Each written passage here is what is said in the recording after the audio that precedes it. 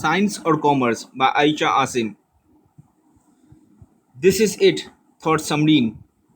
With a firm resolution, she ticked the boxes for the science subjects of her choice: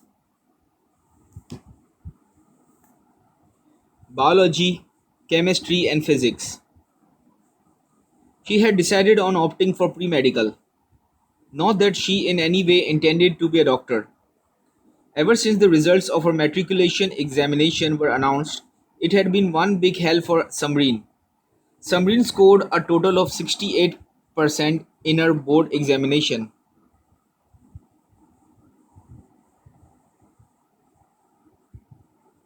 which were a pure embarrassment for her family. Not one in her family had ever scored so low. Her elder sister had always achieved good marks.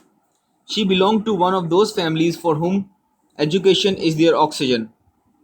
Their children's high grades were what they lived for, and anyone who mistakenly scored low was looked down upon and was a symbol of disgust. According to her father, she didn't deserve to go to a private college, and he was not going to spend his hard earned money on a careless and duffer child. So now, for the first time in her life, she would be entering a public institution. Her interest in music came back to her. Her forms were submitted to the colleges, and she got into a government college for women somewhere near Federal Bay area. 3 weeks later, she was up early in the morning at 6 a.m.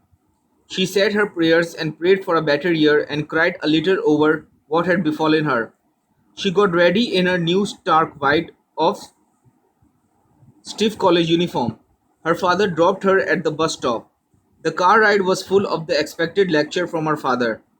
How to keep her head down, don't mix with the wrong crowd, don't get into any political group, don't get into any of the teachers' bad looks, don't be too prominent but don't stay too dumb either, etc.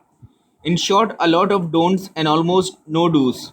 After this real bumpy ride, Samrin got onto the bus hoping for a more peaceful ride than in her father's car. Once on the bus, she got a seat and tucked her headphones safely in her ears.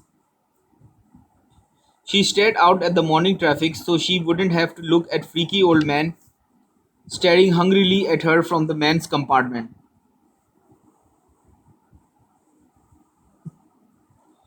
Then her eyes met a boy's, maybe a little older than her, with dark eyes, dark hair, and a rough face, pointing a gun at her. All the other passengers were giving her scared looks. The lyrics of the song, her father's words, and her own thoughts all were a haze and a blur in her mind.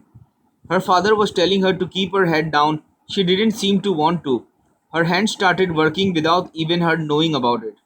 Slowly she reached for her mobile phone, which was in her pocket. The boy was getting anxious and was waving the gun in front of her face more obstinately. Impatiently he reached for her cell. She clutched it tightly. She shook her hands to wrench the mobile from her, but she didn't let go of it. He yelled at her to give it up in a very squeaky voice.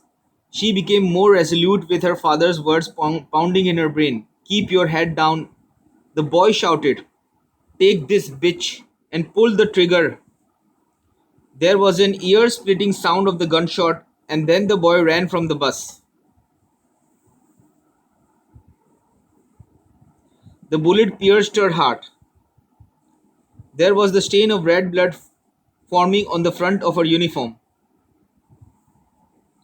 Samreen slouched back in her seat, her head dropped back on the rod fixed to the window.